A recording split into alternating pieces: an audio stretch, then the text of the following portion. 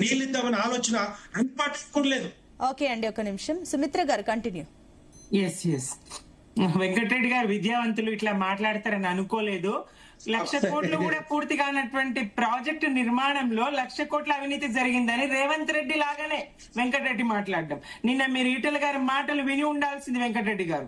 ఇది అన్యాయం మీరు ఇట్లా మాట్లాడడం, బురద జల్లడానికే మాట్లాడుతున్నట్టున్నది తప్ప మరేం కాదండి. నిజంగా తెలంగాణ ప్రజల ప్రయోజనాల కోసం మాట్లాడాల్సినటువంటి బాధ్యత ఒక విద్యావంతుడిగా మీ మీద ఉన్నది.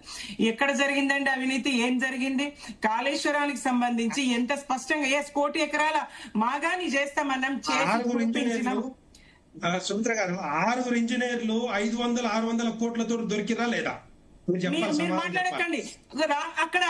అక్కడ గుడిలో దొరికిందండి, అయోధ్య రామాలయంలో దొరికిండ్రు వ్యక్తుల. ఇప్పుడు మోదీ గారిని తప్పుపడదామా, యోగి గారిని తప్పుపడదామా? రామాలయంలో జరిగిన దోపిడీకి ఎవరిని తప్పుపడదామో చెప్పండి. అక్కడ ఇంజనీర్లు దొరికిందంటే ఆ ఇంజనీర్ల మీద జరిగింది దొరికిండ్రు. ఇప్పుడు చేస్తే ఇక్కడ కూడా దొరుకుతారు, అంతటా దొరుకుతారు. అవినీతికి సంబంధించి అధికారులను పట్టుకోవడం, అవినీతికి సంబంధించి విచారణ జరగడం కొత్త కాదు కదా, ఈ అంశంలోనే కాదు కదా, పరంపరగా కొనసాగుతూనే వస్తుంది కదా. అది పక్కన పెడదాం. కాళేశ్వరానికి సంబంధించి గాని ఇతర నీటి ప్రయోజనాలు, తాగునీరు ఎట్లా హైదరాబాద్ కు? మరి కాళేశ్వరమే కూలిపోతే కాళేశ్వరంలో 1,00,000 కోట్ల అవినీతి జరిగిందంటారు, 1,00,000 కోట్లు గంగ పాలైందంటారు, ఈ గోదావరి పాలైందంటారు. 2,00,000 కోట్ల ఖర్చు అయిందా? ఒకటి, దేశంలో ఏ ప్రాజెక్ట్ నిర్మాణం అన్నా అంచనా వ్యయాలు పెరగకుండా జరిగిందా? 2, తుమ్మిడిహట్టి దగ్గర మరి నీటి లభ్యత ఉన్నదా? ఇక్కడ మేడిగడ్డ దగ్గరకు వచ్చేసరికి ప్రాణహిత, గోదావరి, త్రివేణి సంగమంగా మరి చూసి ఆ నీటి లభ్యత ఉన్న చోట అని చెప్పేసి అక్కడ నిర్మాణం చేపట్టడం జరిగింది. ఇంకొకటి, అతి స్వల్ప కాలంలో 4 సంవత్సరాల్లో బీఆర్ఎస్ గా మేము ఇంత పెద్ద ప్రాజెక్ట్ నిర్మాణం చేసి చూపిస్తే 31 నెలలు గడిచినా ఇంతవరకు మరి ఈ పిల్లర్లు, కుంగిన 2 పిల్లర్లను రిపేర్ చేయలేనటువంటి అసమర్థత ఎవరిది? ఇది ఇసుక కోసమేనా? ఇసుక ఇప్పుడు ప్రభుత్వాన్ని మీరు నిలదీయగలుగుతారా? ఇసుక వ్యాపారానికి సంబంధించి కాంగ్రెస్ ను ఏ స్థాయిలో ఇసుక దోపిడీ జరుగుతా ఉంది అక్కడ, అది నిలువరించి మరి ప్రాజెక్ట్ లో నీళ్లు తీసుకోవడానికి లేదు, ఇసుక తీసుకోవడానికి లేదు. చెప్పండి, ఆ మాట ఒప్పించండి.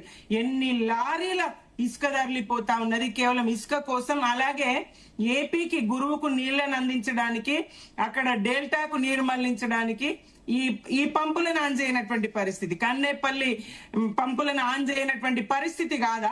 కన్నేపల్లి పంపులు ఆన్ చేస్తే పరీక్షించి చూడండి, 1 TMCS చూడండి.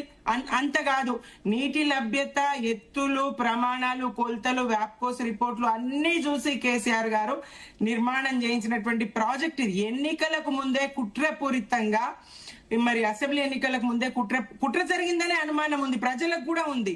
దీన్ని ఏ స్థాయిలో బీజేపీ, కాంగ్రెస్ లు వాడుకున్నాయి? ఈ ప్రాజెక్టు గురించి ఎంత అసత్య ప్రచారాలు చేసినాయి, ఇంకా కూడా అదే అసత్య ప్రచారాలు చేస్తూ రేవంత్ రెడ్డితో సహా ఆర్థిక నేరగాళ్ళు, ఆర్థిక ఉగ్రవాదులు అని చెప్తారు కేసీఆర్ గారిని, హరీష్ రావు గారిని, కేటీఆర్ గారిని.